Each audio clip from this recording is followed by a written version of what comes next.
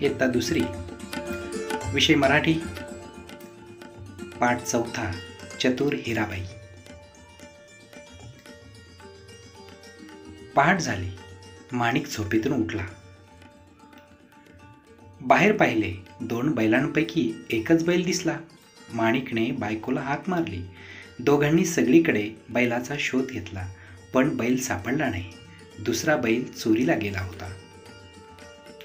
माणिक व माणिकची बायको हिराबाई बैल बाजारात गेली. अचानक हिराबाई ओरडली, "अहो, हा पहा आपला बैल, चोर सापडला." आवाज ऐकून चोर घाबरला. तसे न दाखवता तो बोलला, "हा बैल माझाच आहे." दोघे भांडू लागली. हिराबाई चतुर होती. तिने बैलाचे डोळे हाताने बंद केले. चोराला विचारले, "बैलाचा कोणता डोळा आदू आहे ते सांग."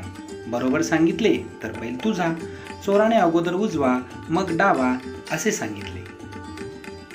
हिराबाईने हात बाजूला केला. बैलाचा कोणताही डोळा आदू नाही असे दिसले.